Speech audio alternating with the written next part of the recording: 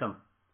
அமரர் கல்கியின் பொன்னியின் செல்வன் முதல் பாகம் புதுவெள்ளம் 42ஆம் அத்தியாயம் நட்புக்கு அழகா. உங்களுக்காக வாசிப்பது சான் பிரான்சிஸ்கோ பே ஏரியாவில் இருந்து ஸ்ரீ. வணக்கம். ஆனால் அவனை காப்பாற்றும் பிரயத்தனம் முதலில் செய்தால் அவனுடைய கதிதான் நமக்கும் ஏற்படும். ஆகையால் இந்த கொடூர காவலனை முதலில் சரிப்படுத்த வேண்டும். எனவே பாய்ந்து சென்றவன் காவலனுடைய கழுத்தில் தன்னுடைய ஒரு கையை சுற்றி வளைத்துக் கொண்டான். இன்னொரு கையால் தீவர்த்தியை தட்டிவிட்டான். தீவர்த்தி தரையில் விழுந்தது. அதன் ஒளிப்பிழம்பு சுருங்கி புகை அதிகமாயிற்று. காவலனுடைய கழுத்தை ஒரு இறுக்கி இறுக்கி வந்தியத்தேவன் பலத்தையெல்லாம் பிரயோகித்து அவனை கீழே தள்ளினான். காவலனுடைய தலை சுரங்கப்பாதையின் சுவரில் மோதியது. அவன் கீழே விழுந்தான். வந்தியத்தேவன் தீவர்த்தியை எடுத்துக்கொண்டு அவன் அருகில் சென்று பார்த்தான். செத்தவனைப் போல் அவன் கிடந்தான். ஆயினும் முன்ஜாக்கிரதையுடன் அவன் அங்கவஸ்திரத்தை எடுத்து இரண்டு கையையும் சேர்த்து இறுக்கி கட்டினான். இவ்வளவையும் சில வினாடி நேரத்தில் செய்துவிட்டு கந்தமாறனிடம் ஓடினான். அவன் முதுகில் குத்திய கத்தியுடன் பாதி உடம்பு சுரங்கப்பாதையிலும் பாதி உடல் வெளியிலுமாக கிடப்பதைக் கண்டான். அவனுடைய வேலும் பக்கத்தில் விழுந்து கிடந்தது.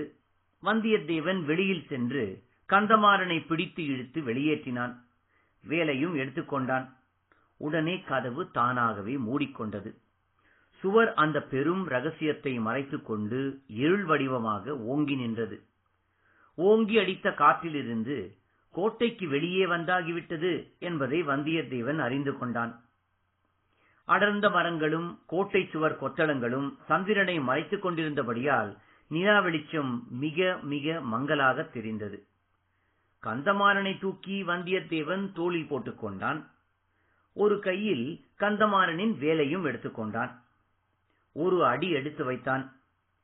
சடசடவென்று மண் சரிந்து செங்குத்தாக கீழே விடும் உணர்ச்சி ஏற்பட்டது. சட்டென்று வேலை ஊன்றிக்கொண்டு பெருமுயற்சி செய்து நின்றான். கீழே பார்த்தான். மரங்களும் கோட்டை சுவரும் அளித்த நிழலில் நீர் பிரவாகம் தெரிந்தது. அதிவேகமாக பிரவாகச் சுழல்கள் சுழிகளுடன் சென்று கொண்டிருந்ததும் ஒருவாறு தெரிந்தது. நல்ல வேளை. கரணம் தப்பினால் மரணம் என்ற கதி நேரிட்டிருக்கலாம். கடவுள் காப்பாற்றினார். அந்த கொடும் பாதக காவலன். ஆனால் அவனை நொந்து என்ன பயன்? எஜமான் கட்டளையைத்தானே அவன் நிறைவேற்றியிருக்க வேண்டும். வாசற்படியில் முதுகில் குத்தி அப்படியே இந்த புனல் வெள்ளத்தில் தள்ளிவிட உத்தேசித்திருக்க வேண்டும். நம்முடைய கால் இன்னும் சிறிது சறுக்கிவிட்டிருந்தால் 2 பேரும் அந்த ஆற்று மடுவில் விழுந்திருக்க நேர்ந்திருக்கும். நாம் ஒருவேளை தப்பி பிழைத்தாலும் குதிரையில் ஏறி உடனே புறப்படு. அப்படித்தான் என் உத்தேசமும். ஆனால் இவன் உயிரை காப்பாற்ற ஏதேனும் செய்ய வேண்டும். அதை பற்றி உனக்கு கவலை வேண்டாம். என் தாயாரி மாதிரி விஷயங்களில் கை தேர்ந்தவள்.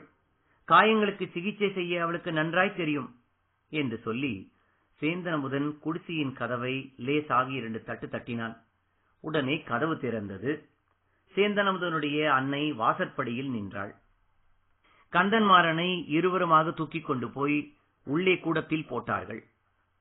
கைவிளக்கின் வெளிச்சத்தில் சேந்தன் அமுதன் தன் அன்னையுடன் சமிக்ஞையில் பேசினான். அதை அவள் நன்கு அறிந்து கொண்டதாக தோன்றியது. கந்தமாறனை உற்று பார்த்தாள்.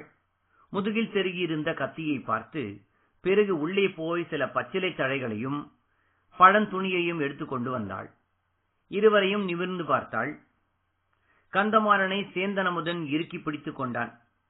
முதுகில் இத்தனை நேரமாய் நீட்டிக் கொண்டிருந்த கத்தியை வல்லவரையன் பலங்கொண்டு இழுத்து வெளியேற்றினான். ரத்தம் குபீரென்று வெளியிட்டு பாய்ந்தது. உணர்ச்சியற்ற நிலையில் கந்தமாறன் ஓவென்று கத்தினான். வந்தியத்தேவன் அவனது வாயை பொத்தினான். காயத்தை சேந்தன் அமுதன் அமுக்கி பிடித்துக் கொண்டான். அமுதனுடைய அன்னை பச்சிலை தழைகளை காயத்தில் வைத்து கட்டினாள். அமுதனுடைய அன்னை பச்சிலை தழைகளை காயத்தில் வைத்து கட்டினாள். கந்தமாறன் மறுபடியும் முக்கி முனகினான். தூரத்தில் திடுதிடுவென்று மனிதர்கள் ஓடிவரும் சத்தம் கேட்டது. போ போ சீக்கிரம் என்றான் அமுதன். ரத்த கரைபடிந்த கத்தியையும் வேலையும் கையில் எடுத்துக் கொண்டான் வந்தியத்தேவன். புறப்பட்டவன் தயங்கி நின்றான். தம்பி, நீ என்னை நம்புகிறாயா என்று கேட்டான். நான் கடவுளை நம்புகிறேன். உன்னிடம் பிரியம் வைத்திருக்கிறேன். எதற்காக கேட்டாய்? எனக்கு ஒரு உதவி செய்ய வேணும். இந்த பக்கத்தில் எனக்கு அவ்வளவாக வழி தெரியாது. அவசரமாக பழையாறைக்கு போக வேண்டும். குந்தவை பிராட்டிக்கு முக்கியமான செய்தி ஒன்று கொண்டு போக வேண்டும். கொஞ்ச தூரம் வழிகாட்டுவதற்கு வருகிறாயா? உடனே சேந்தன் அமுதன் தன் அன்னையிடம் இன்னும் ஏதோ ஜாடையாகச் சொன்னான். இதிலெல்லாம் அவள் அதிக வியப்படைந்ததாக தோன்றவில்லை. போய் வரும்படி சமிக்ஞையினால் தெரிவித்தாள். காயம்பட்டவனை தான் கவனித்துக் கொள்வதாகவும் ஜாடை காட்டினாள். சேந்தனும் தேவனும் புறப்பட்டுச் சென்றார்கள். முதலில் தேவனும் பின்னால் சேந்தனும் குதிரை மேல் ஏறிக்கொண்டார்கள். குதிரையின் சப்தம் கேளாதபடி மெதுவாகவே செலுத்தினான் வந்தியத்தேவன். சற்று தூரம் போன பிறகு தட்டிவிட்டான். குதிரை பாய்ச்சலில் பீத்துக் கொண்டு சென்றது. குதிரை புறப்பட்ட அதே நேரத்தில் 5-6 வீரர்கள் குடிசைக்கு வந்து சேர்ந்தார்கள். கதவை தடதடவென்று தட்டினார்கள். அமுதனின் தாய் கதவை திறந்தாள். வாசற்படியில் நின்றாள். இங்கே என்னமோ கூச்சல் கேட்டதே, அது என்ன என்று இறைந்தான் ஒரு வீரன். அமுதனின் அன்னை ஏதோ உளறி குளறினாள். இந்த செவிட்டு உமையிடம் பேசி என்ன பயன்? உள்ளே போய் பார்க்கலாம் என்றான் ஒருவன்.